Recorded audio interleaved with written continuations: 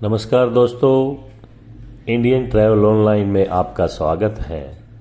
आज हम लेके आए हैं ग्वालियर शहर के बारे में कुछ इन्फॉर्मेशन।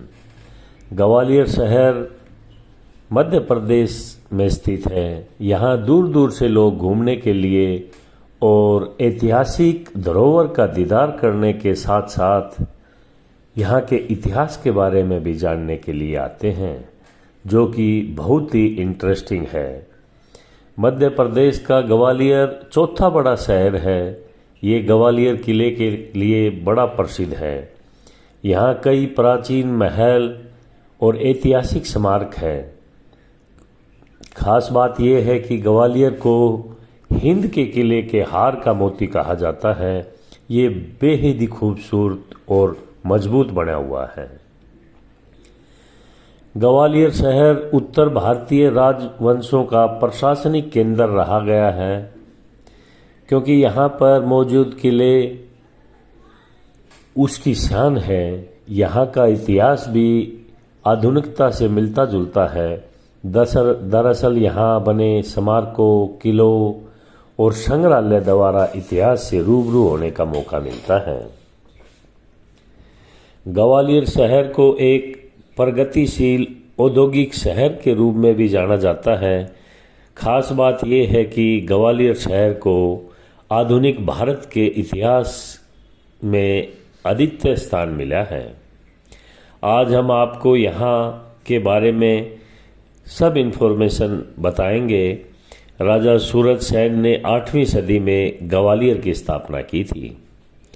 उन्होंने इस शहर का नाम ग्वालिपा रखा था और ये नाम एक साधु के ऊपर रखा था, क्योंकि उस साधु ने राजा के जो लाइलाज बीमारी थी उसका इलाज किया था।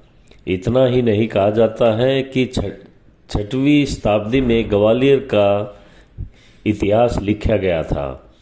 तब यहाँ हुण वंश का शासक था। उसके बाद कन्नौज के गुर्जर परिहारों ने इस पर लड़ाई के बाद कब्जा कर लिया। उसके बाद में ये कछवाहा राजपूतों के हाथों में चली गई। ऐसे में इन राजपूतों ने यहाँ 10वीं शताब्दी तक राज किया।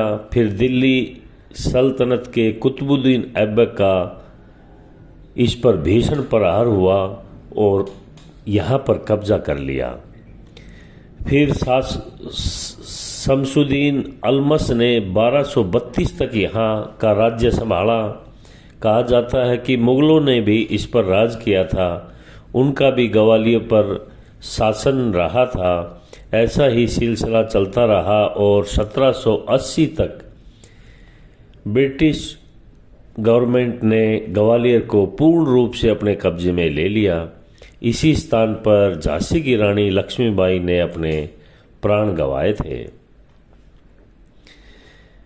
ग्वालियर में घूमने के लिए एक से एक अच्छी जगह है और यहाँ का किला तो देखते ही बनता है।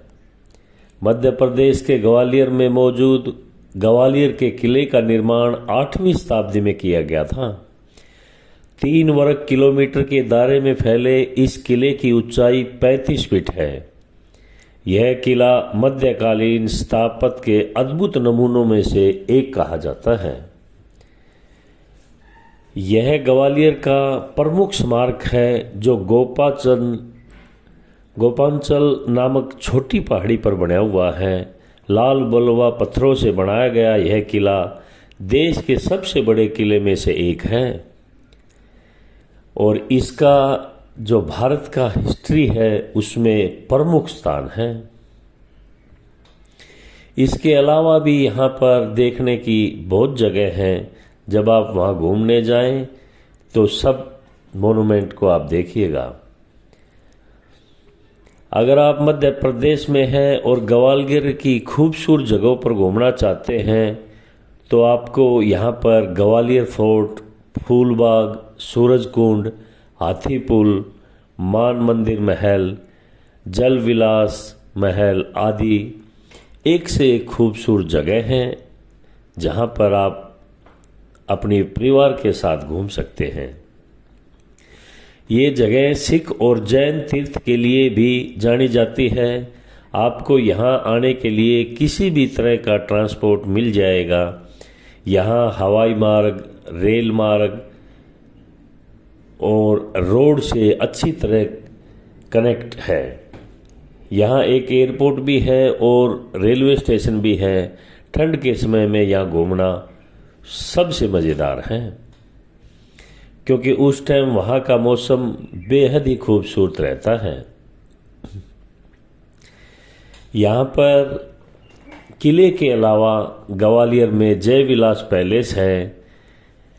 यदि आप शाहजहां और औरंगजेब के युग से लेकर रानी लक्ष्मीबाई के शासनकाल के स्वतंत्रता आंदोलन तक के हथियारों को देखने की रुचि रखते हैं तो आपको जय विलास पैलेस जरूर जाना चाहिए, क्योंकि यही वो जगह है जहां पर आप सब देख सकते हैं। जय विलास पैलेस यह अच्छी तरह से संरक्षित महलनुमा स्मारक जयजी राव सिंधिया द्वारा बनाया गया था, जो कभी ग्वालियर के महाराजा थे। महल 75 एकड़ के क्षेत्र में अपनी शाही वास्तुकला को दर्शाता है और यह जयाजी राव सिंधिया के वंशजों के साथ साथ 35 कमरों वाले एक विशाल संग्रहालय के लिए एक भव्य रेजिमेंट के रूप में कार्य करता है। महल को आप बुधवार के दिन छोड़कर सुबह 10 बजे से शाम 4:30 बजे के बीच कभी भी देख सकते हैं।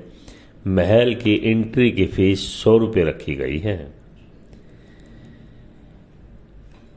आप लोगों को ये पता होना चाहिए कि तानसेन भी ग्वालियर में ही पैदा हुआ था और वहाँ पर एक मकबरा बनाया हुआ है। भारत के महान संगीतकारों में से एक और मध्यकालीन काल के अकबर के दरबार में मशहूर गायक तानसेन भी मुगल दरबार के 9 रत्नों में से एक थे।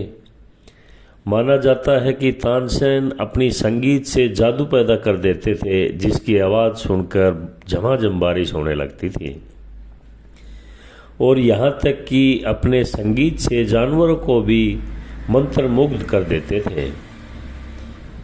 वह मोहम्मद गौस के छात्र थे, जिन्होंने हिंदुस्तानी शास्त्रीय संगीत सिखाया था।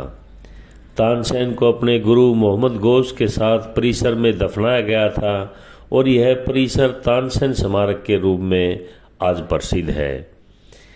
यह सुबह 8 बजे से शाम को 6 बजे तक खुला रहता है। आप इसे देखने के लिए जरूर जाएं।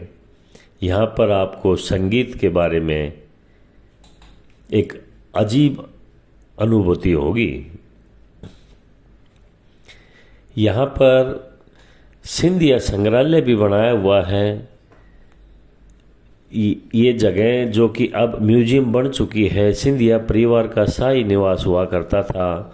म्यूजियम जय विलास पैलेस से लगभग 35 कमरों में स्थित है, जिसे वर्ष 1964 में बनाया गया था। संग्रहालय में पांडुलिपियाँ, मूर्तियाँ, सिक्कों, चित्रों, हथियारों आदि सजोकर रखा गया है। आपको ये इन्फॉर्मेशन कैसा लगा? अगर अच्छा लगता है तो आप शेयर और लाइक ज़रूर करें। आगे भी हम आपको टूरिज़्म के बारे में इन्फॉर्मेशन देते रहेंगे। नमस्कार।